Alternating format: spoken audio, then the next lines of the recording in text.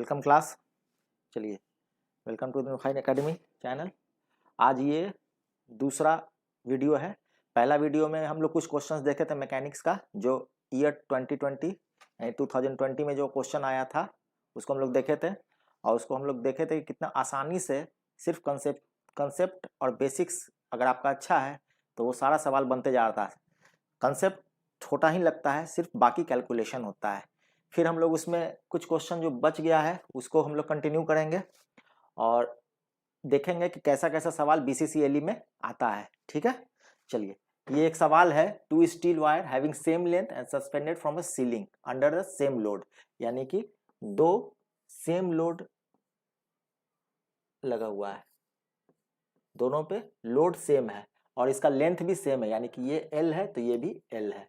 ठीक है, और पूछ रहा है कि if the ratio of the energy per unit volume, यानी कि एनर्जी पर यूनिट वॉल्यूम दिया हुआ है हमको, एनर्जी पर यूनिट वॉल्यूम दिया हुआ है 1:4, यानी कि ये 1 है तो 1:4। तो अब हमसे पूछ रहा है the ratio of their diameter. अब डायमीटर का रेशियो पूछ रहा है, एनर्जी पर यूनिट वॉल्यूम का रेशियो दिया हुआ है, हमको डायमीटर पूछ रहा है, डायमीटर का रेशियो पूछ रहा है। तो चलिए, ये जो सवाल है ये मैकेनिकल प्रॉपर्टीज ऑफ मैटर से है, और मैकेनिकल प्रॉपर्टीज ऑफ मैटर जो चैप्टर है उसमें 2-3 ही फॉर्मूले होते हैं और सिर्फ वो आपको लगाने आना चाहिए। जैसे कि उसमें एक आता है स्ट्रेस, एक आता है स्ट्रेन, एक आता है यंग मॉडुलस और एक आता है एनर्जी पर यूनिट वॉल्यूम, जिसको यू से डिनोट करते हैं। स्ट्रेस क्या होता है? जस्ट लाइक प्रेशर, जो आप स्ट्रेस डालते हैं, प्रेशर क्या होता है? Force per unit area. इसी तरह से स्ट्रेस भी होता है force per unit area. Strain आपने जो खींचा, जो स्ट्रेस लगाया, तो कितना उसमें इलोंगेशन या कॉन्ट्रा या उसको दबाएं तो कितना आया, तो स्ट्रेन हो जाएगा मेरा delta L by L. Young modulus एक हो गया। यंग मॉडुलस का फॉर्मूला होता है stress by strain. Young modulus का फॉर्मूला होता है stress by strain, stress by strain. और एनर्जी पर यूनिट वॉल्यूम का फॉर्मूला होता है half into stress into strain. ये इतना आपको, अगर ये इतना जान रहे हैं, सिर्फ इतना अगर आप जान रहे हैं, तो मैकेनिकल प्रॉपर्टीज ऑफ मैटर से जो कुछ भी सवाल आएगा आप उस पर अटेम्प्ट लेके उसका 99% चांस है कि आप वो क्वेश्चन को सॉल्व कर दीजिएगा। ठीक है, अब जैसे ये सवाल आया तो इसमें आपको इसका रेशियो दे दिया है और डायमीटर का रेशियो पूछ रहा है, यानी कि एरिया से रिलेटेड है, एरिया से। चलिए, ठीक है, अब इसका तो हम लोग फॉर्मूला जान गए। अब जो इसका फॉर्मूला है इसको हम लोग थोड़ा सा,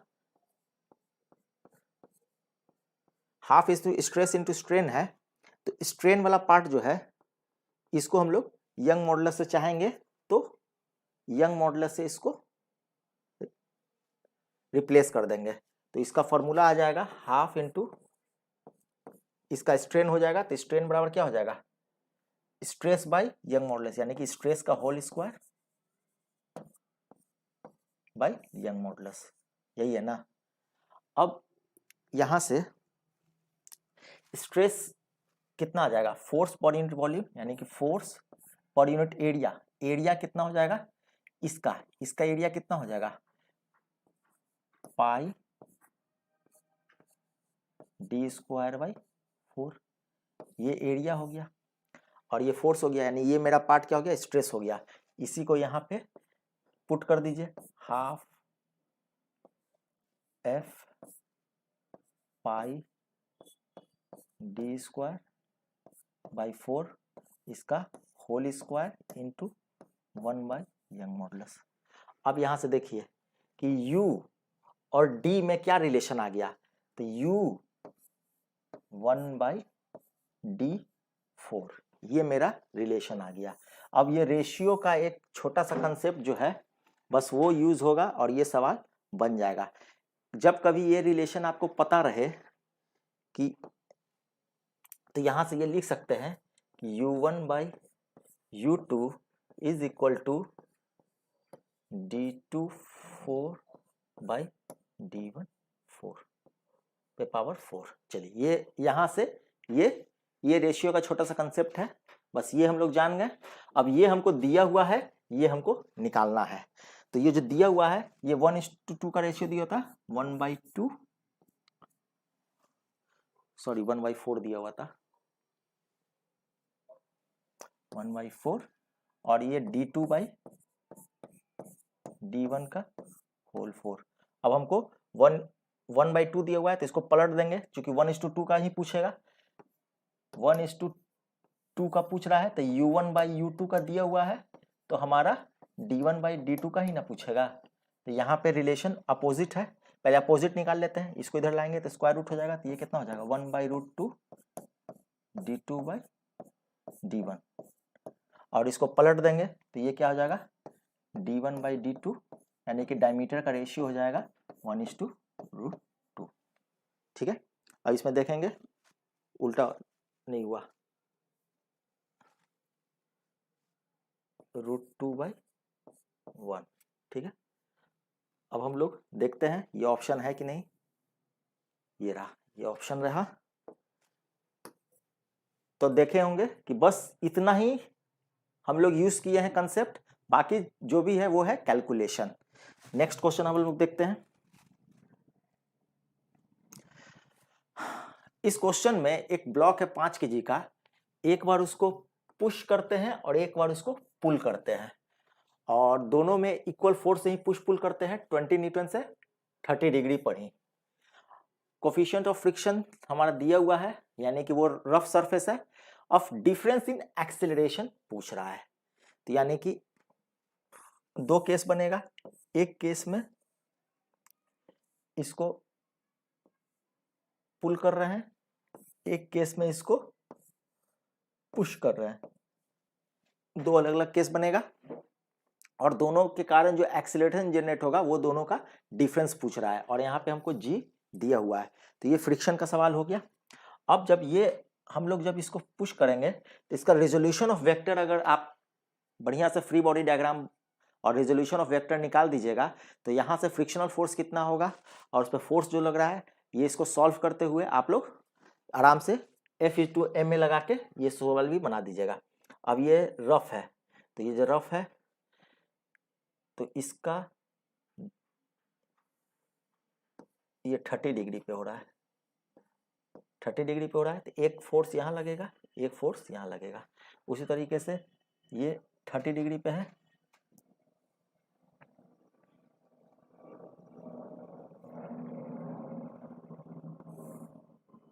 ये 30 डिग्री पे है, एक इधर लगेगा, एक इधर लगेगा, ये 30 डिग्री हो गया। ठीक है, 30 degree with the horizontal, horizontal के साथ एंगल है 30 डिग्री, तो ये दोनों में। अब इसका एक मास होगा m, इसका अपना एक वेट होगा mg, इसका भी वेट होगा mg, और इसके कारण एक नॉर्मल रिएक्शन लगेगा और इसके कारण नॉर्मल रिएक्शन लगेगा। अब देखिए यहाँ से जो है इस फ्री बॉडी डायग्राम में ये जो F है, F cos 30 degree, F sin 30 degree. अब देखिए यहाँ से आपने देख रहे होंगे कि यहाँ पे क्या हो रहा है कि n plus F sin 30 degree is equal to mg है इस केस में। और वहीं इस केस में क्या देख रहे हैं कि ये जो F sin 30 जो है ये नीचे की तरफ है, इसमें ऊपर की तरफ था, तो ये यहाँ पे क्या हो गया n minus F sin 30 degree is equal to mg, बस यही डिफरेंस था। एक में हम लोग यहाँ पे पुल कर रहे थे तो यहाँ पे नॉर्मल रिएक्शन ये आ रहा था, और यहाँ पे हम लोग पुश कर रहे हैं तो यहाँ पे नॉर्मल रिएक्शन ये आ रहा है। ये दो अलग अलग नॉर्मल रिएक्शन है, इसीलिए अलग अलग एक्सेलरेशन होगा। अब इस सवाल को हम लोग ये सब चीज देख लिए, अब दोनों सवाल में n निकाल देते हैं। तो m दिया हुआ है 5 किलो, ये दिया हुआ है 10, f मेरा दिया हुआ है 20, sin 30 होता है 1/2, तो यहाँ से n बराबर हो जाएगा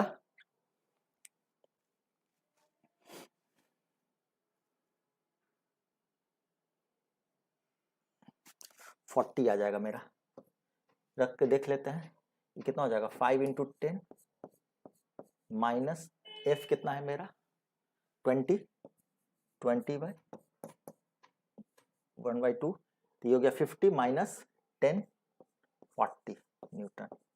और यहाँ पे n मेरा कितना आ जाएगा, ये 50 इसके कारण 50 और इसके कारण प्लस 10, यहाँ पे आ जाएगा 60 न्यूटन। तो दो अलग अलग नॉर्मल रिएक्शन मेरा आया, यहाँ के लिए नॉर्मल अलग, यहाँ के लिए नॉर्मल अलग। अब यहाँ से हम लोग डायरेक्ट फॉर्मूला लगा देते हैं। अब एक चीज और, ये जो कंपोनेंट आया F cos 30 डिग्री, ये कंपोनेंट इसको इधर एक्सेलरेशन देगा और इसका फ्रिक्शनल फोर्स इस डायरेक्शन में लगेगा। और ये कंपोनेंट जो F cos 30 डिग्री यहाँ पे है, इसको इधर एक्सेलरेशन देगा और इसका फ्रिक्शनल फोर्स इधर लगेगा। ठीक है, तो एक इधर जा रहा है और पुश करने से इधर आ रहा है, तो वो डायरेक्शन का सिर्फ है। अब यानी कि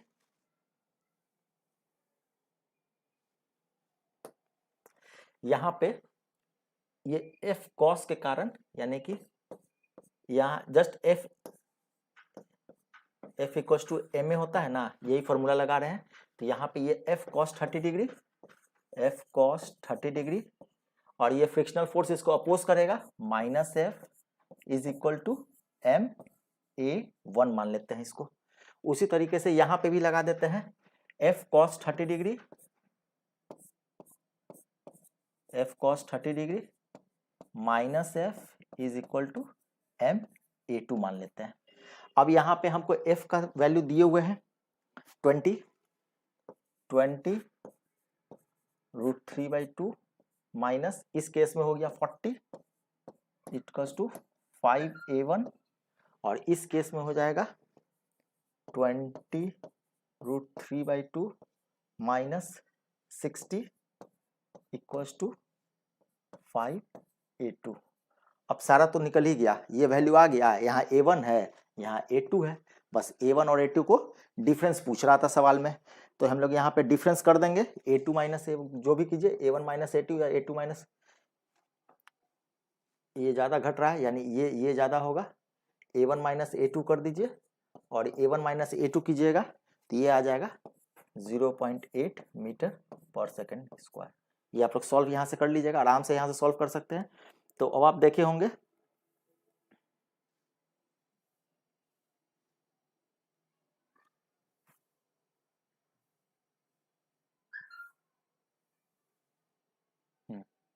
ये रहा, ये मेरा आंसर है। तो इस सवाल में जस्ट ये सवाल थोड़ा लेंदी कर दिया, दो केस लगाकर, ये केस और ये केस, लेकिन दोनों केस में करना कुछ नहीं था। दोनों में सिर्फ आपको एक जगह कौन कैसा रेजोल्यूशन ऑफ वेक्टर है, कौन किस डायरेक्शन में, सिर्फ डायरेक्शन देखना था, फ्री बॉडी डायग्राम, और ये इक्वेशन लिख देना था, बस इतना ही था सवाल में। ठीक है, अब हम लोग एक और नेक्स्ट सवाल देखते हैं। चलिए, ये कह रहा है कि a smooth wire length 2πr, ये 2πr का है, is bend into a circle, circle में बेंड कर दिया, and kept in a vertical plane, यानी कि वर्टिकल प्लेन पे ऐसे रख दिया है, ऐसे करके रख दिया है। ठीक है, ये बीड है, यहाँ पे ये बीड है। ठीक है, बीड जो है वो slide smoothly on the wire when circle is rotating with angular speed omega, ये ओमेगा से इसको रोटेट करा रहा है about the vertical diameter A B, ये वर्टिकल डायमीटर ए बी के अलोंग। तो कह रहा है कि बिट जो है रेस्ट में है with respect to the circular ring, यानी यहीं पे ये चिपका हुआ है, ये बिट जो है यहीं पे चिपका हुआ है। तो ये पूछ रहा है कि वैल्यू ऑफ ओमेगा स्क्वायर क्या होना चाहिए, जो कि यहाँ पे ये कंडीशन दिए हुए है कि ये जो है इतना से इतना ये r/2 है, ये दिए हुए है। ठीक है, तो ये सवाल में हम लोग को ओमेगा स्क्वायर निकालना है। तो पहले ये एक ट्राइंगल ले लेते हैं, ये r/2 पता है, ये सेंटर हो गया, ये r हो गया, ये 90 डिग्री हो गया, ये हमको पता है। ये अगर मिलाएंगे तो ये जो डायमीटर आता है ये इसको इक्वल भाग में बांट देता है, तो ये r/2। अब यहाँ से हम लोग थीटा निकाल सकते हैं, ये एंगल कितना है, ये थीटा निकल जाएगा, तो ये साइन थीटा क्या हो जाएगा, परपेंडिकुलर बाई हाइपोटेन्यूज, परपेंडिकुलर मेरा कितना हो जाएगा, सॉरी ये कॉस ले लेते हैं, कॉस थीटा, यहाँ बेस ले लेते हैं, ये बेस कितना हो गया r/2 और हाइपोटेन्यूज हो गया r यानी कि 1/2, यानी कॉस मेरा कितना हो गया 60 डिग्री, यहाँ से मेरा 60 डिग्री आ गया।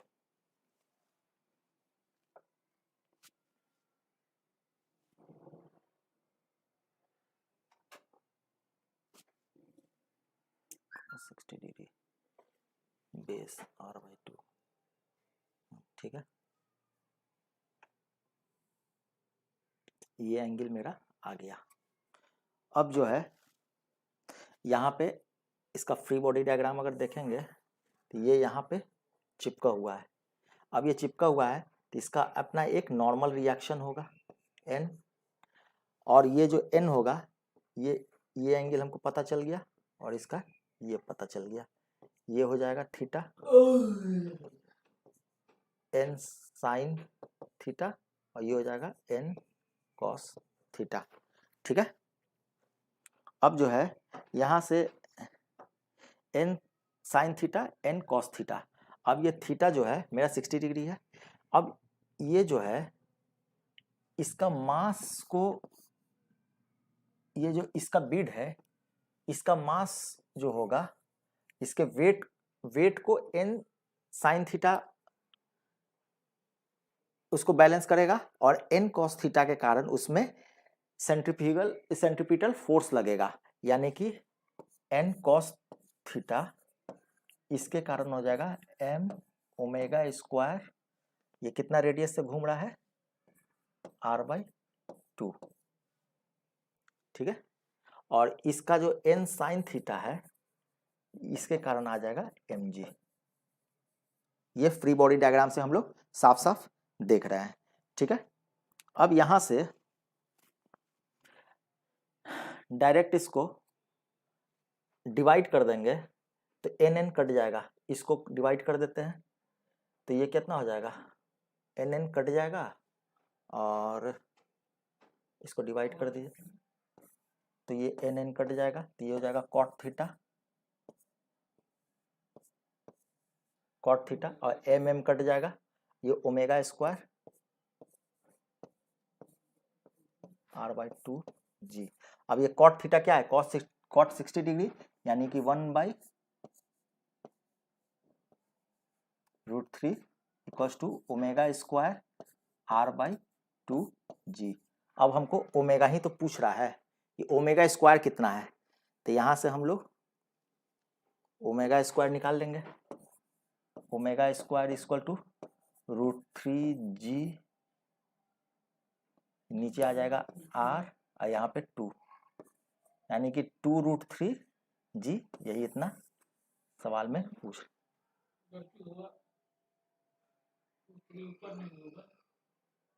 √3 तो नीचे है, एक मिनट,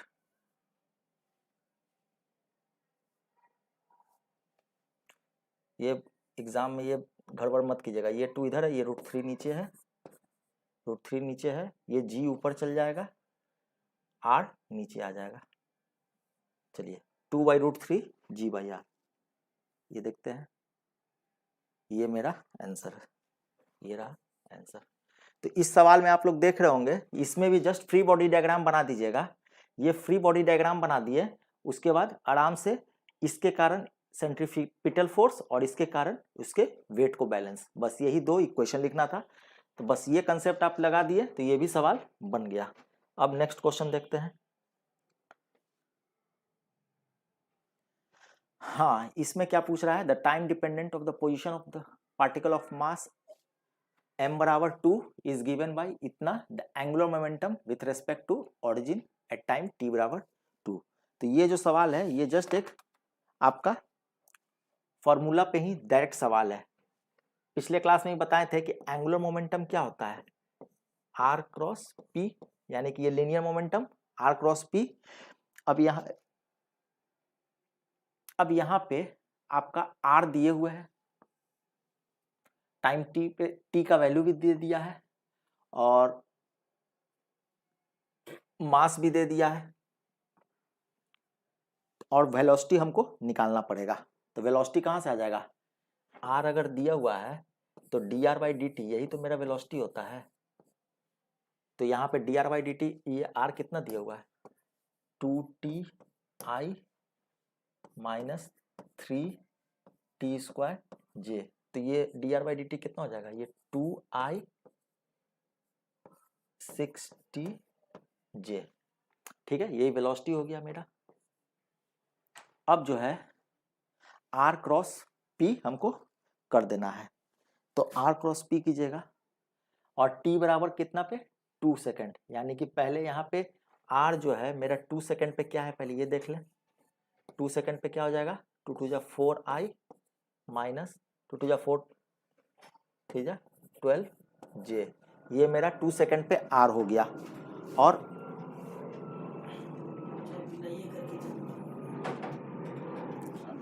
मेरा ये भी कितना हो जाएगा 2 सेकेंड पे,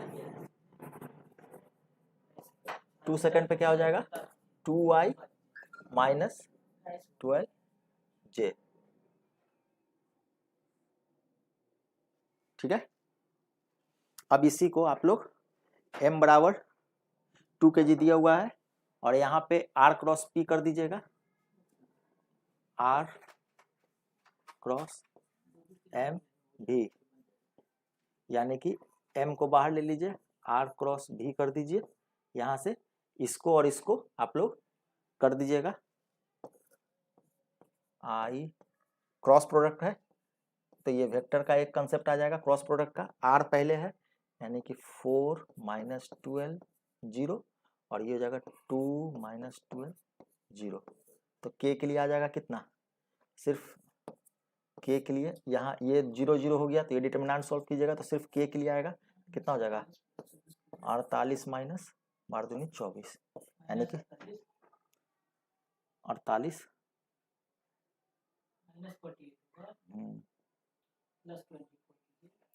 चलिए हो गया। अब यहाँ से आपका आंसर आ जाएगा -24 के और यहाँ से m बराबर 2 है यानी -48 के मेरा ये रहा आंसर। तो यहाँ पे आप देखे होंगे कि इसमें सवाल में कोई ज़्यादा कंसेप्ट आपको यूज नहीं करना था, जस्ट ये फॉर्मूला अगर आपको पता है, जो कि पिछले क्लास में भी डिस्कस हुआ था, ये फॉर्मूला पता है और आपको वेक्टर का ये ये स्केलर प्रोडक्ट करने आ रहा है, क्रॉस प्रोडक्ट करने आ रहा है, ये वाला पार्ट ये करने आ रहा है, तो ये सवाल कुछ भी नहीं है। चलिए अब इसके बाद एक और नेक्स्ट सवाल देखते हैं। चलिए ये क्या बोल रहा है, 1 end of straight uniform 1 metre long bar, ये 1 मीटर लॉन्ग है, इस pivoted on the horizontal table, यहाँ पे ये पाइवटेड किया हुआ है। ठीक है, it is release from the rest making an angle 30, ये 30 डिग्री के बाद इसको छोड़ दिया जाता है।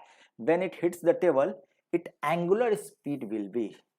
तो ये सवाल जो है ये इस तरह से ऐसे दिया हुआ है, यहाँ पे ये ऐसे है और इसको 30 डिग्री पे करके छोड़ दिया गया, यानी ये पोजीशन पहला है और दूसरा पोजीशन पे ये यहाँ पे आ जाएगा। तो यहाँ पे और कोई बाहरी फोर्स नहीं लग रहा है, तो जब कोई एक्सटर्नल फोर्स नहीं है तो यहाँ पे हम लोग लगा सकते हैं conservation of energy, law of conservation of energy लगा देंगे। पहला केस में यहाँ पे सिर्फ और सिर्फ पोटेंशियल एनर्जी है, काइनेटिक नहीं है, क्योंकि ये रेस्ट में है, ये रेस्ट में है तो काइनेटिक नहीं है। और ये अगर रेफरेंस पॉइंट ले लेंगे, ये अगर रेफरेंस पॉइंट है तो यहाँ पे पोटेंशियल नहीं होगा, सिर्फ और सिर्फ काइनेटिक एनर्जी होगा, पोटेंशियल नहीं होगा यहाँ पे, अगर ये रेफरेंस पॉइंट है। तो पहले इसका हाइट पता कर लेते हैं, तो पहले इसका सेंटर ऑफ मास बीच में ले लेते हैं, ये इसको h मान लिए। तो केस 1 में इसका एनर्जी लिखेंगे तो हो जाएगा mgh, और केस इसमें जो है सिर्फ काइनेटिक एनर्जी होगा, तो इस प्लस काइनेटिक एनर्जी 0 और इसमें पोटेंशियल एनर्जी 0 फाइनल पोजीशन पे, और इसका काइनेटिक एनर्जी हो जाएगा ½ I ओमेगा स्क्वायर, क्योंकि सिर्फ और सिर्फ इसमें रोटेशनल है, इसमें ट्रांसलेशनल काइनेटिक एनर्जी नहीं है, सिर्फ और सिर्फ रोटेशन के कारण काइनेटिक एनर्जी है। तो ये law of conservation of energy लगा दिए पहले फिर बाद में। अब यहाँ पे h जो है, h क्या हो जाएगा, ये हाइट, ये हमको पता है ये 1 है, यानी कि ये 1/2 मीटर है और ये 1/2 मीटर है, यानी हाफ मीटर। तो ये कितना हो जाएगा, ये 30 डिग्री।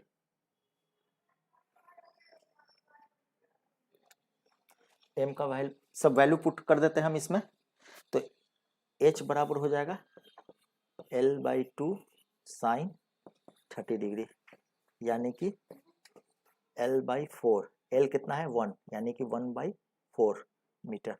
ये हमको h पता चल गया। अब यहाँ से ये वैल्यू पुट कर दीजिए। m का वैल्यू कितने दिए हुआ है इसमें,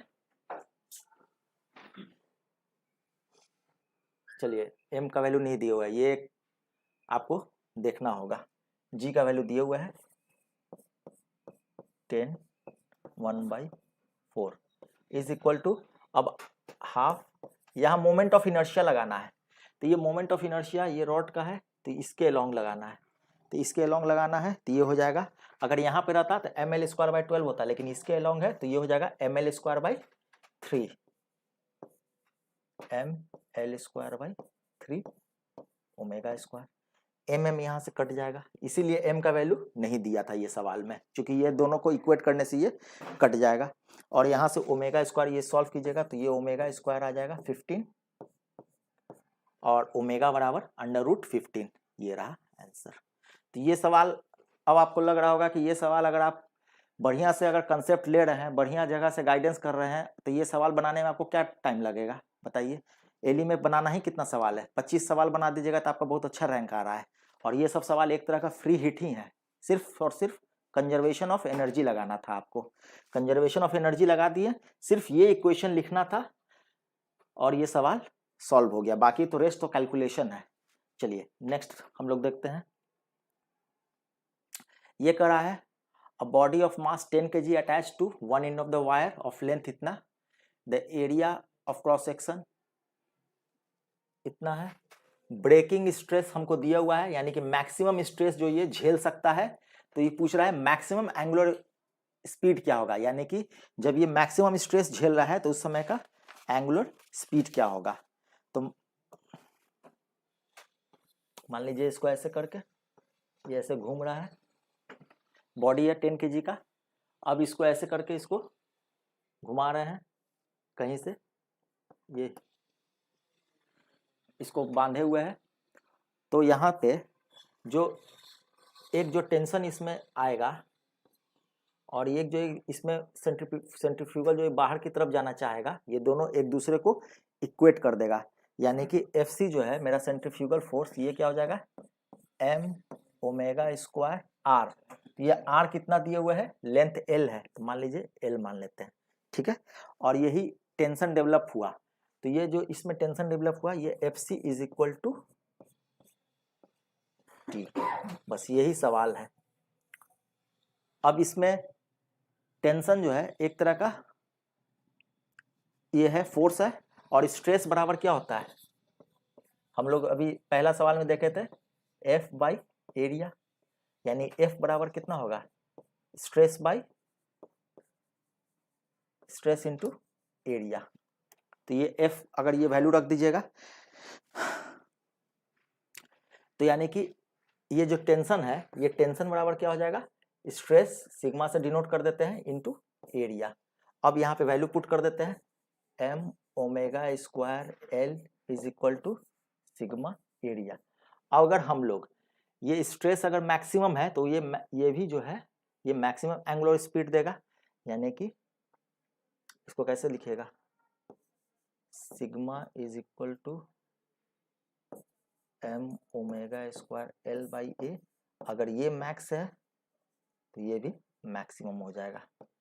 अब आपका वैल्यू क्या क्या दिया हुआ है, l का वैल्यू दिए हुए है, ओमेगा पूछ रहा है, m का वैल्यू दिए हुए है, एरिया का वैल्यू दिए हुए है, सिग्मा का वैल्यू मैक्सिमम जो स्ट्रेस ये बियर कर सकता है दिए हुए है। तो ये बाकी सारा वैल्यू दिए हुए है, सिर्फ और सिर्फ ओमेगा का पूछ रहा है, तो ये जस्ट एक फार्मूला पुटिंग सवाल हो गया। तो ये फार्मूला पुटिंग हो गया।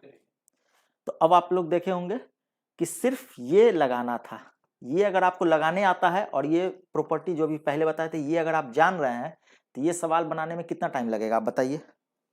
ठीक है, रेस्ट जो है इसमें सिर्फ और सिर्फ कैलकुलेशन है।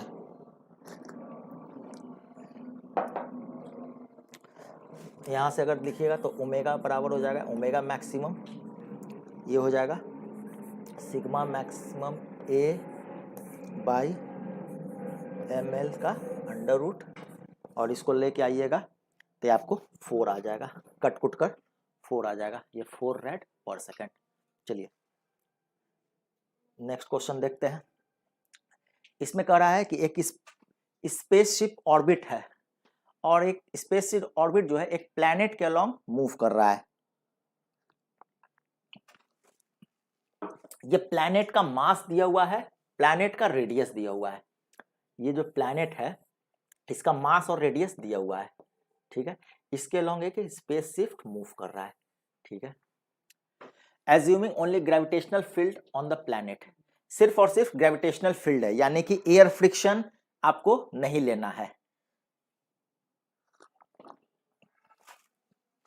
तो इसमें बोल रहा है कि 24 घंटा में ये कितना रेवोल्यूशन ये कर लेगा 24 घंटा में। तो एक बार निकाल लेते हैं। तो इस सवाल में ये सवाल जो है ये ग्रेविटेशन का सवाल हो गया। तो यहां से जो स्पेस शिफ्ट है ये घूम रहा है, तो चूंकि ये घूम रहा है तो इसका अपना एक सेंट्रीफ्यूगल फोर्स होगा और ये इस प्लैनेट के कारण इस पे एक ग्रेविटेशनल फोर्स लगेगा। तो ये gravitational force is equal to centrifugal force. बस यही तो फोर्स है, बाकी फोर्स को तो निगलेक्ट कर देना है, तो ये लिख देना है, बस ये बन गया। तो यहां से आप लोग एफ जी हो जाएगा जी एम एम बाई ये पूरा का पूरा ये 20 किलोमीटर, यहां से यहां तक 20 है और यहां से यहां पूरा आर मान लेते हैं। तो ये आर बराबर क्या हो जाएगा, ये आर बराबर हो जाएगा कैपिटल आर प्लस 20 किलोमीटर। तो ये आर स्क्वायर और ये एफ सी क्या हो जाएगा एम एम होगा स्क्वायर आर, और ये हो जाएगा एम भी स्क्वायर बाई आर। ठीक है, अब ये जो लगा दिए यहां से आपको v का वैल्यू आ जाएगा, एक आर कट जाएगा, एक एम कट जाएगा, v का वैल्यू आ जाएगा जी एम बाई आर। अगर आप यहां से v का वैल्यू g का वैल्यू आ जाएगा 6.67 इंटू 10⁻11, m का वैल्यू दिए हुए है और r का वैल्यू आपको इतना रखना है। यहां से आप v निकाल लीजिएगा और ये यानी v निकाल लिए तो ये पूरा सर्किल जो है इसका वेलोसिटी आपको पता चल गया। तो देखिए अब आपका जो टाइम है वो कितना लगेगा 2 पाई आर पूरा डिस्टेंस बाय वेलोसिटी जो आपने निकाला। तो यहाँ से एक वेलोसिटी का वैल्यू आ जाएगा, सॉरी ये टाइम का एक वैल्यू आ जाएगा और इस टाइम को वैल्यू को 24 घंटा में कितना, यानी 24 इंटू ये मीटर पर सेकेंड आएगा ना, और इसको 3600 बाई ये जो वैल्यू आया इससे डिवाइड कर दीजिएगा, क्योंकि ये सेकंड में पूछ रहा है तो इतना ही तो एक बार में इतना समय लिया, तो 24 घंटा में कितना बार घूमेगा, तो इसको डिवाइड कर दीजिए, ये आंसर आपका 11 आ जाएगा। हालांकि इसका कैलकुलेशन थोड़ा बड़ा होगा लेकिन इसका कंसेप्ट जो है बस यही छोटा सा था, F G is equal to F C, बस ये कंसेप्ट था। यहाँ से वेलोसिटी निकालना था, वेलोसिटी से मेरा टाइम आ जाएगा, एक बार एक चक्कर में कितना समय लगेगा, तो 24 घंटा में कितना समय, ये सेकंड आएगा, ये सेकंड टाइम सेकंड में आ जाएगा। तो इतना सेकंड में एक चक्कर मारा, तो 24 घंटा में कितना चक्कर मारेगा, तो 11 चक्कर मारेगा। जस्ट इसका कैलकुलेशन थोड़ा ज्यादा बड़ा है बट इसका जो कंसेप्ट है एकदम छोटा सा है। चलिए नेक्स्ट क्वेश्चन देखते हैं। ये कह रहा है कि एक एक्सपेरिमेंट कर रहे हैं और इस एक्सपेरिमेंट में ब्रास और स्टील वायर लेते हैं, सबका लेंथ इक्वल है, एरिया उसका क्रॉस सेक्शन भी सेम है। The wire are connected in a series and one in combined wire is connected to the rigid support. अब ये सीरीज में ब्रास और स्टील का जो वायर है इसको सीरीज में लिए हुए हैं और एक तरफ से कनेक्ट किए हुए हैं। ठीक है,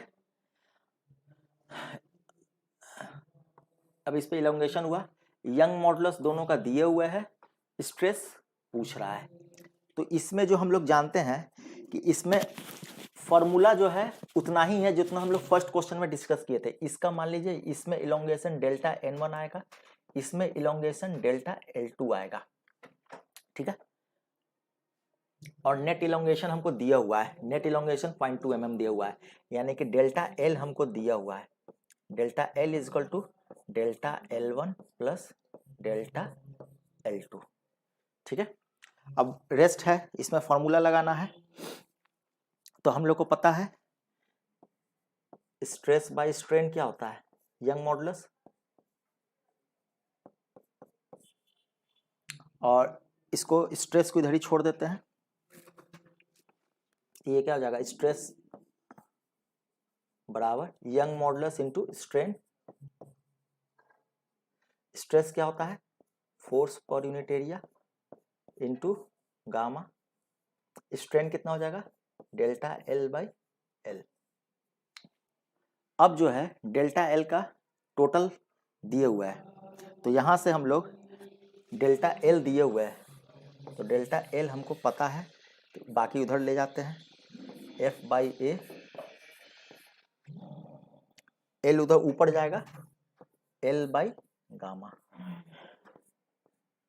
अब जो है यहाँ पे हमको दो सीरीज में ज्वाइन किए हुए हैं, सीरीज है, तो सीरीज है तो ये L बाई जो गामा है ये हो जाएगा F बाई A,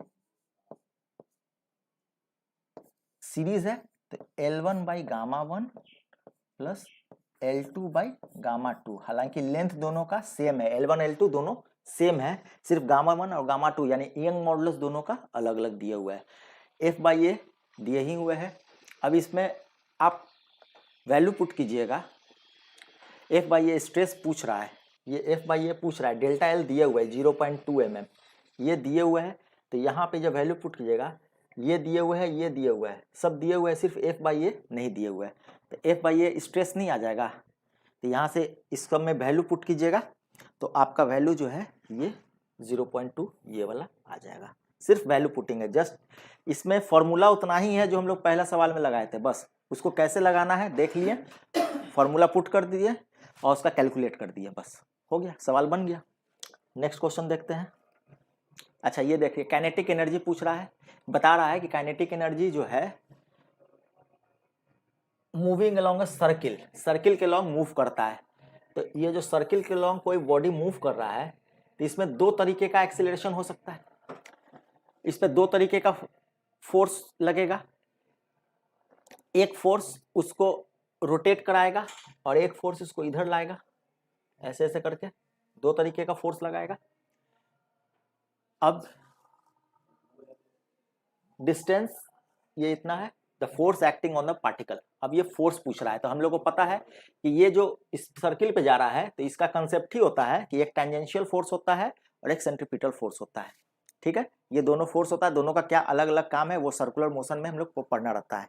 सिर्फ हमको ये जानना है कि दो फोर्स होता है और ये F नेट उसका निकलता है, एक टेंजेंशियल फोर्स एक सेंट्रीपिटल फोर्स।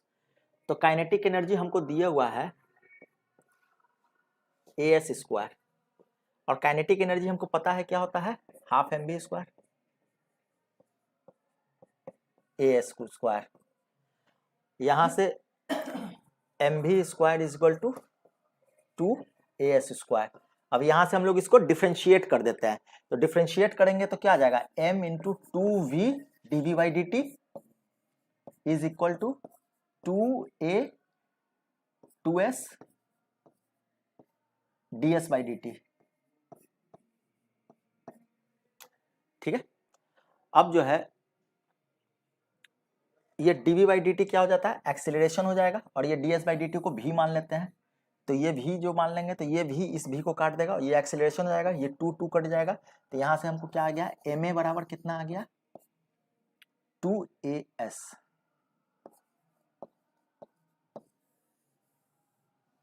ठीक है।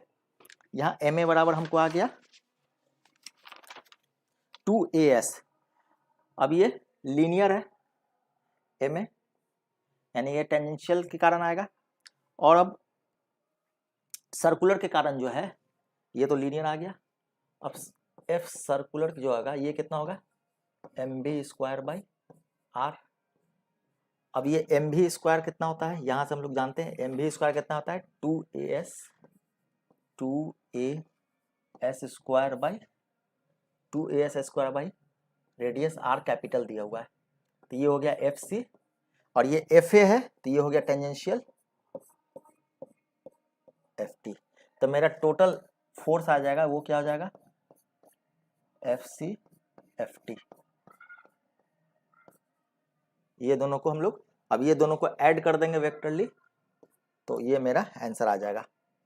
तो यहाँ से ये कितना हो जाएगा, ऐड करना है तो F C square, vector addition है, डायरेक्ट एडिशन नहीं है, स्केलर वाला नहीं है, वेक्टर एडिशन है, क्योंकि फोर्स एक वेक्टर क्वांटिटी है।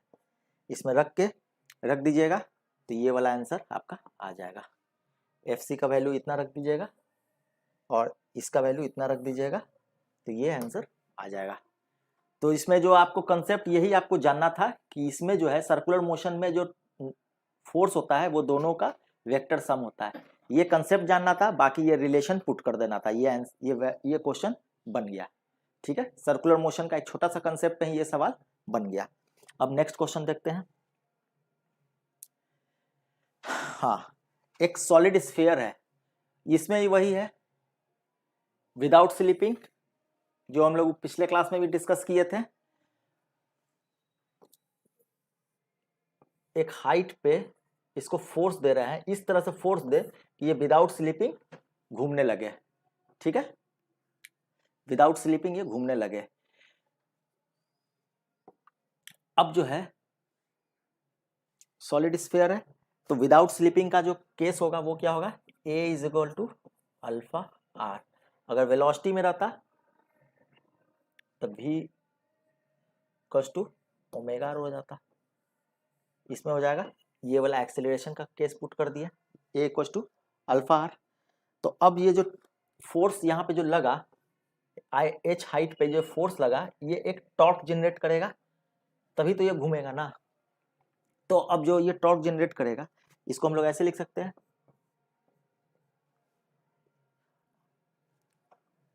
ये टॉर्क है इसके कारण ये होगा, F equal to M A लिखते थे, ये सर्कुलर मोशन में torque equal to I alpha लिखेंगे। ये टॉर्क क्या हो जाएगा, एफ एच, 90 डिग्री पे तो एफ एच हो जाएगा, और ये आई, तो आई हम लोग को इसके अलॉन्ग हमको पता रहता है, ये स्फीयर का इसके इस सर्किल के इस पॉइंट सेंटर के अलॉन्ग होता है 2/5 एम आर स्क्वायर, और ये आर और इधर लाना है, तो ये क्या हो जाएगा 2/5 एम आर स्क्वायर प्लस ये कितना है एम आर स्क्वायर, ये कैपिटल आर ही है, ये कैपिटल आर है, इंटू अल्फा। अल्फा के क्या लिख सकते हैं, ए बाई आर।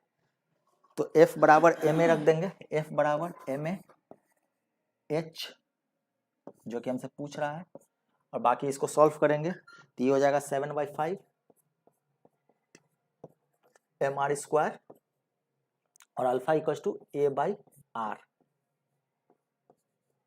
ए कट गया, एम कट गया, आर कट गया, यानी 7/5 are.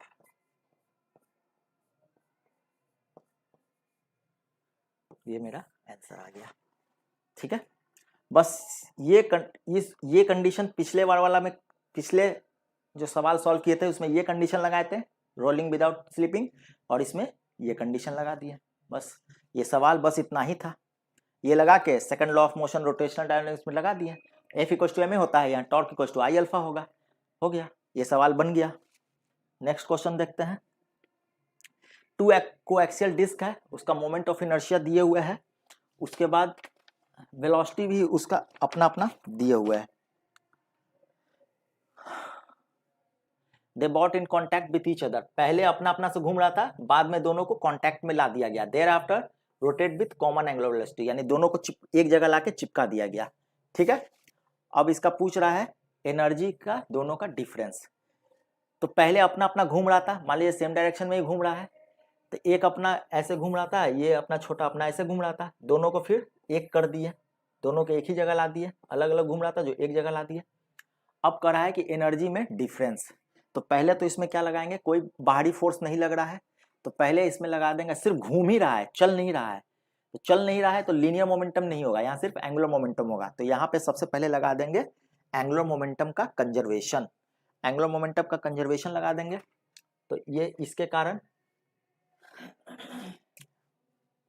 I1 omega 1 plus I1/2 omega 1/2, ये हो गया इनिशियल कंडीशन। फाइनली दोनों मिल गया, यानी कि दोनों आई मिल गया, और इसका ओमेगा हमको नहीं पता है, यही हमको निकालना है, ठीक है, ये ओमेगा हमको निकालना है। तो यहाँ से ये जस्ट ओमेगा डैश यहाँ से जो लिखेंगे, यहाँ से सॉल्व करेंगे 2i, ये I/2 है दिया हुआ है, तो यहाँ से ओमेगा डैश जो है मेरा हो जाएगा 5/6 ओमेगा 1, ये हमको ओमेगा डैश हुआ, या इस एंगुलर फ्रीक्वेंसी से दोनों को चिपका देंगे तो इस एंगुलर फ्रीक्वेंसी से ये मूव करने लगेगा। अब हमसे पूछ रहा है कि एनर्जी में डिफरेंस, तो एनर्जी में डिफरेंस पूछ रहा है, तो एनर्जी पहले देख लेते क्या होता है। तो एनर्जी जो है, जैसे कि वहां पे होता है ना, काइनेटिक एनर्जी क्या होता है, हाफ mv², तो यहाँ पे काइनेटिक तो है नहीं, यहाँ सिर्फ रोटेशनल है, तो हाफ m के जगह हो जाएगा I, v के जगह हो जाएगा ओमेगा स्क्वायर। अब यहाँ से ये हो जाएगा एनर्जी, तो इनिशियल एनर्जी कितना हो जाएगा और फाइनल एनर्जी कितना हो जाएगा हम लोग निकाल लेंगे। तो इनिशियल एनर्जी कितना हो जाएगा, half I1 omega 1² plus half I1/2 omega 1/2 का होल स्क्वायर, ये हो गया इनिशियल एनर्जी। और फाइनल एनर्जी क्या हो जाएगा, ये half I1 plus I1/2 omega square omega dash का होल स्क्वायर, ये ओमेगा डैश का वैल्यू ये हो जाएगा। अब यहां से जस्ट इसको सॉल्व कीजिएगा, तो ये आ जाएगा 25/48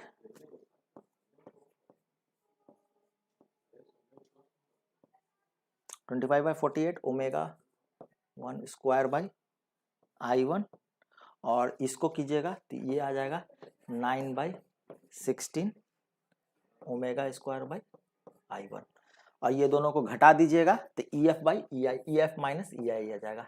यही तो सवाल हमको पूछ रहा था, EF और EI का डिफरेंस कितना होता है, तो यहाँ से आ जाएगा माइनस I1 ओमेगा 1²/24, यहाँ से ये रहा, ये मेरा आंसर हो गया।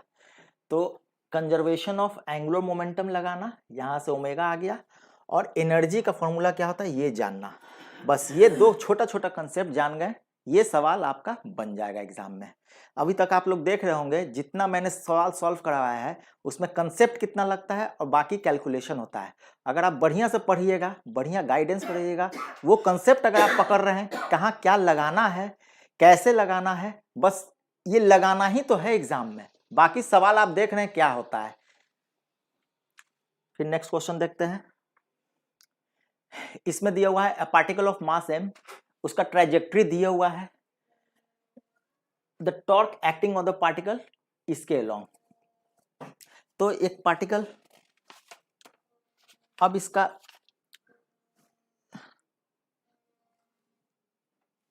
जब जो है, अब इसमें जो है x और y दिए हुए हैं, तो r बराबर क्या होता है, xi yj, ये r बराबर होता है।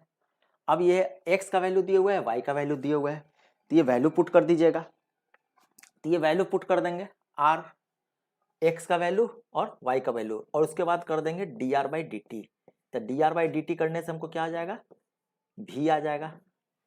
तो जो v आएगा, अब इसको डिफ्रेंशिएट कर दीजिएगा, ये x0 है, x0 कांस्टेंट है, ये 0 0 प्लस ये कॉस का हो जाएगा माइनस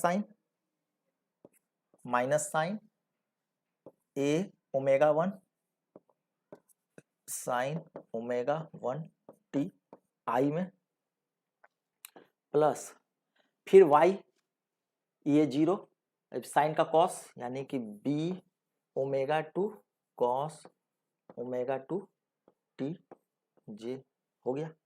ये मेरा वेलोसिटी आ गया। अब यहीं से वेलोसिटी जो आ गया, यहाँ से फिर डी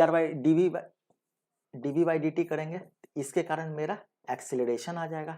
तो एक्सेलरेशन आ जाएगा तो इसको फिर डिफ्रेंशिएट कीजिएगा तो कितना आएगा, साइन का कॉस यानी कि minus A omega 1 square cos omega 1 T I में, minus B omega square sine omega 2 T J में। ठीक है, यहां से ये एक्सेलरेशन आ गया।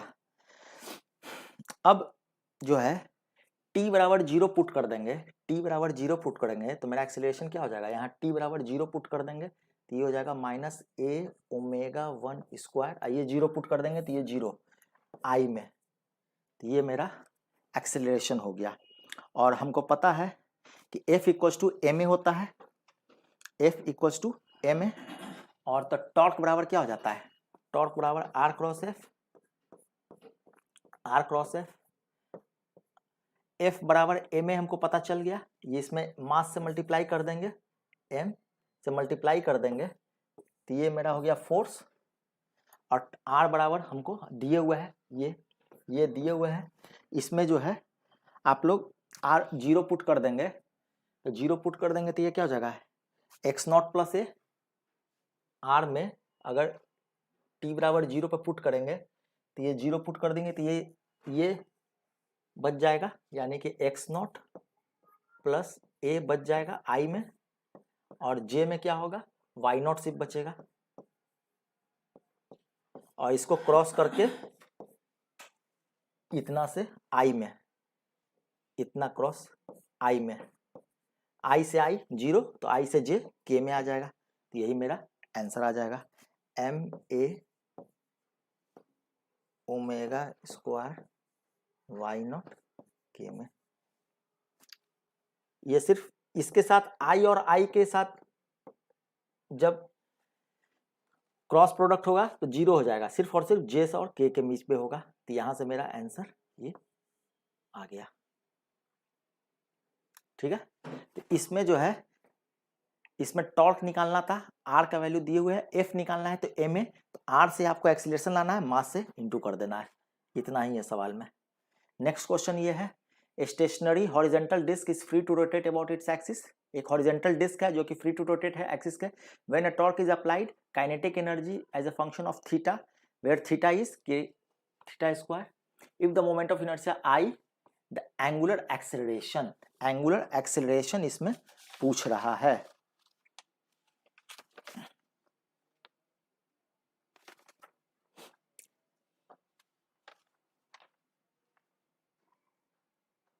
ठीक है, इसमें एंगुलर एक्सीलरेशन पूछ रहा है, तो इसमें काइनेटिक एनर्जी क्या होगा, तो इसमें भी रोटेशनल काइनेटिक एनर्जी होगा, तो यहाँ पे हो जाएगा half I omega square rotational kinetic energy, ये हमको कितने के बराबर दिए हुए है, के थीटा स्क्वायर के बराबर दिए हुए है, के थीटा स्क्वायर जस्ट, यानी कि ओमेगा स्क्वायर बराबर कितना हो जाएगा, 2 के थीटा स्क्वायर बाई आई। ठीक है, अब इसी को उस तरह से जो एक सवाल में बनाए थे, डिस्टेंस जो काइनेटिक एनर्जी बराबर इतना दिया होता है ए एस स्क्वायर, वहां पे डिफ्रेंशिएट किए थे, इसको भी डिफ्रेंशिएट कर दीजिए, 2 omega D omega by D T equals to 2 के 2 theta by D T differentiate कर दिए बाई आई, दोनों को तरफ डिफ्रेंशिएट कर दिया, D theta by D two को हम लोग ओमेगा बोलते हैं, तो ये ओमेगा इस ओमेगा को कट कर देगा, और D omega by D omega alpha हो जाता है, ये 2 कट जाएगा, तो ये कितना मेरा हो गया, 2 के थीटा बाई आई, ये मेरा अल्फा का वैल्यू आ गया। और इसमें एंगुलर एक्सीलरेशन ही तो पूछ रहा था, यही तो पूछ रहा है, तो ये क्या हो जाएगा, 2 k थीटा बाई आई। इसमें वाल में तो कुछ था ही नहीं, जस्ट इसको लिखना था, डिफ्रेंशिएट कर देना था, आंसर आ गया। तो बहुत फ्री हिट है, ये सब आप लोग छोड़ भी नहीं सकते हैं, इसको बनाना ही है एग्जाम में। चलिए ये एक सवाल है, इसमें कह रहा है कि 3 तरीके का बॉडी दिया हुआ है, ये भी विदाउट स्लिपिंग करेगा। एक रिंग दिए हुए है, एक सिलेंडर दिए हुए है, एक सॉलिड स्फीयर दिए हुए है, ठीक है। और इसका सेंटर ऑफ मास इंक्लाइन करेगा सेम पे, तो मैक्सिमम हाइट दे क्लाइम, मतलब कि इसको ऐसे करके कितना हाइट तक ये क्लाइंब करेगा, किस हाइट तक ये क्लाइंब करेगा, यही सवाल है ये, ठीक है। तो सबका हाइट का रेशियो पूछ रहा है। रिंग का रेडियस दिया हुआ है r/2 और ये r/4, तो ये सब रेडियस दिए हुए है रेडियस का, और आपको इसमें किस हाइट तक जाएगा। तो पहले में जो है फिर आपको यहाँ पे लगाना पड़ेगा, आपको रोलिंग विदाउट स्लिपिंग है तो v equals to omega r, ये वाला केस लगाना पड़ेगा, तभी ना ये इधर भी जा रहा है अब मूव भी कर रहा है, तो इसमें दोनों तरीके का है एनर्जी।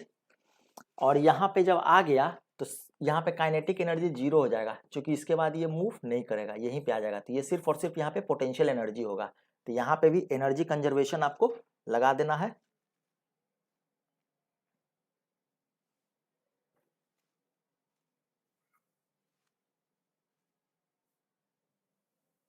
एनर्जी कंजर्वेशन हमको लगाते जाना है, और ये एनर्जी कंजर्वेशन लगाएंगे ये सवाल बन जाएगा। तो यहाँ पे जब था तो इसमें एनर्जी हो जाएगा half mv² plus half I omega square, ये हो गया इनिशियल। और जब ऊपर चला गया ये हो जाएगा mgh। अब ये यही h का अलग अलग वैल्यू पूछ रहा है हमको, तो पहले इस रिलेशन देख लेते हैं क्या आ जाएगा, हाफ mv² प्लस हाफ, अब ये i जो है, ये i को हम लोग ऐसे लिख देते हैं mk², ये जो k है ये रेडियस ऑफ जाइरेशन ले लेते हैं, यानी एक जनरल केस, यानी कि k बराबर आ जाएगा मेरा √i/m, एक जनरल केस है रेडियस ऑफ जाइरेशन, तो ये हो जाएगा mk² ओमेगा स्क्वायर। अब ये ओमेगा स्क्वायर क्या है, रोलिंग विदाउट स्लिपिंग है, तो इसको कर देंगे v²/r² equals to mgh, m ये सब एक सेम m है, कट गया, सेम m है, तो ये कट गया, तो यहाँ से मेरा h का जो वैल्यू है ये कुछ ऐसा आ गया, 1 plus k²/r² v²/2g।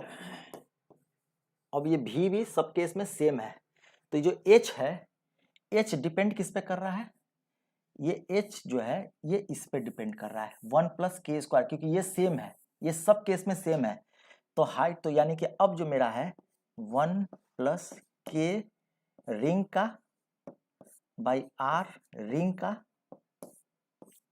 Is equal to इसका हाइट, फिर हो जाएगा 1 प्लस k सिलेंडर का बाई r सिलेंडर का is equal to 1 plus k solid sphere का बाई रेडियस सॉलिड स्फीयर का, बस। अब k का वैल्यू अगर आप जान जाइएगा तो ये वैल्यू पुट कर दीजिए, h1 h2 h3 इसका रेशियो आ जाएगा, ठीक है। अब रिंग का जैसे कि हम लोग k कितना होता है, रिंग का होता है mr² बाई रिंग का मास n, ये कितना आ जाएगा, सीधा सीधी r आ गया, ये रिंग का, तो ये वैल्यू यहां पे पुट कर दीजिएगा, फिर k सिलेंडर का हाफ mr², i जो होता है i का value half mr² by mass m, mm cut गया, ये कितना हो गया 1/√2r, ये वैल्यू यहाँ पे पुट कर दीजिएगा, और सॉलिड स्फीयर का हाफ 2/5 mr² बाई m, ये वैल्यू यहाँ पुट कर दीजिएगा। ये तीनों में ये वैल्यू और तीनों का r जो दिए हुए है वो वैल्यू पुट कर दीजिएगा। रिंग का r दिए हुए है, इसका r/2 दिए हुए है, इसका r/4 दिए हुए है, और बाकी k का वैल्यू पुट कर दीजिएगा। तो आपका आंसर जो है ये आंसर आ जाएगा। ठीक है, जस्ट फॉर्म पुटिंग करिएगा, ये सवाल बन जाएगा। अब एक नेक्स्ट सवाल देखते हैं। इसमें जो है एक यूनिफॉर्म केबल एक डिस्क पे जो है ऐसे थोड़ा सा लटका हुआ है, ये nth पार्ट लटका हुआ है, nth पार्ट लटका हुआ है। बाकी अब ये जो कह रहा है कि ये जो nth पार्ट लटका हुआ है इसको लिफ्ट करना है, तो वर्क डन कितना करेंगे? यानी कि इसको जो है ऊपर तक लाके रख देना है। तो ये वर्क एनर्जी थ्योरम का सवाल बनता है। इसको ऊपर लाके रख देंगे,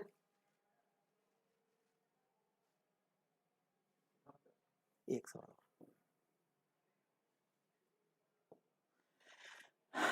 तो इसको ऊपर ला देंगे। तो ये जो नीचे गिरा हुआ है इसका कहीं बीचों बीच सेंटर ऑफ मास होगा, तो ये क्या हो जाएगा n/2 पे, और इसको ऊपर ला देंगे। ये रेफरेंस मान लेते हैं, रेफरेंस। तो इसको सिर्फ वर्क हमको करना होगा n/2 ऊपर करने में जो वर्क लगा, बस यही हम लोग का सवाल है कि n/2 करने में जो हम लोग को वर्क लग गया। तो यहाँ पे वर्क, इसमें जो वर्क होगा वो क्या होगा? Change in potential energy, negative gradient of change in potential energy होता है। यही वाला फॉर्मूला लगा देंगे। तो ये वर्क जो है चेंज इन पोटेंशियल एनर्जी, तो मास क्या हो जाएगा? इसका मास कितना हो जाएगा? मास पर unit length into L by nth part, ये लेंथ हो गया L/n, ठीक है, इनटू G, ये हो गया मास जो लटका हुआ था उसका ये मास हो गया G, H कितना हो गया जो चेंज इन, तो ये n/2 ऊपर लेगा, L/2n,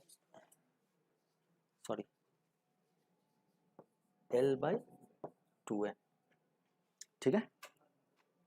ये L/n है, ये जो है ये L/n हो गया लेंथ, लेंथ का 1th पार्ट, लेंथ का nth पार्ट लटका हुआ है, तो इसको हाफ ऊपर जाएगा तो L/2n हो जाएगा। ये वैल्यू रख दीजिएगा, तो यहाँ रख दीजिएगा वैल्यू, तो ये हो जाएगा mgl/2n²। ये काम करना है mgl/2n², ये आंसर हो गया। जस्ट इतना ही, यही work energy, work is nothing but negative gradient of potential energy, बस चेंज इन पोटेंशियल एनर्जी इतना ही लगाना था, ये सवाल बन गया।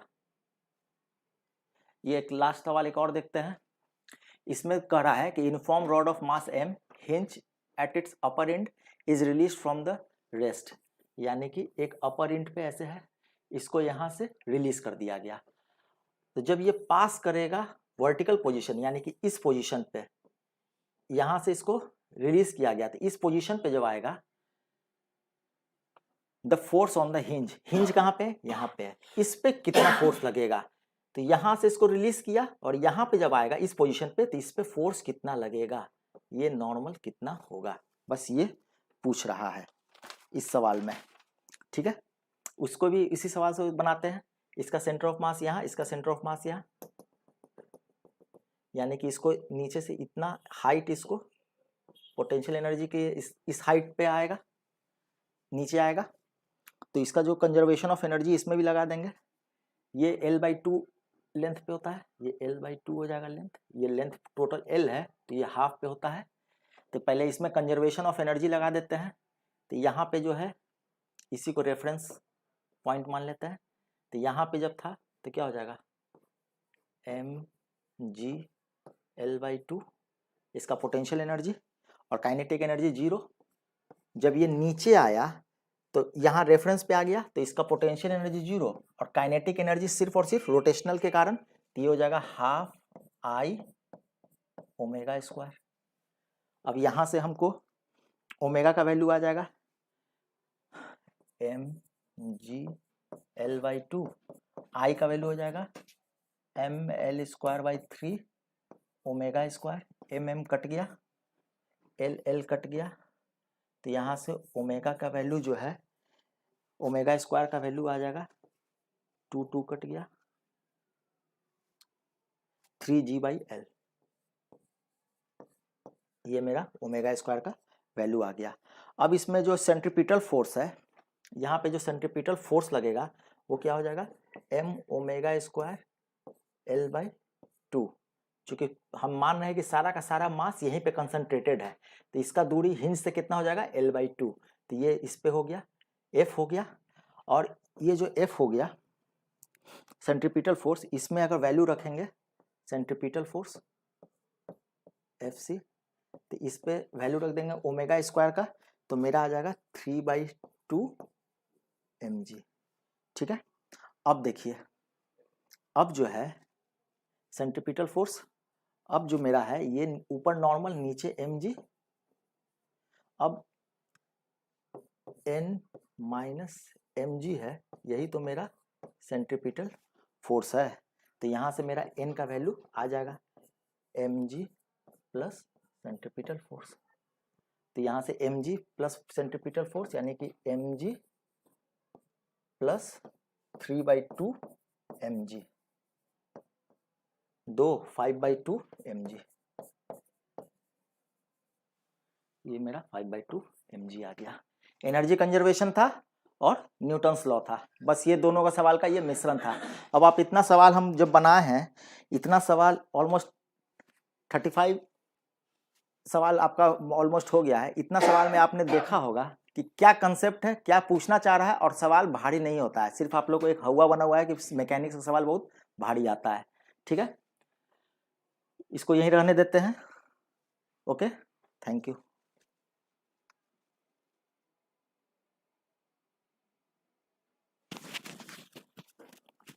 बनाइए सर।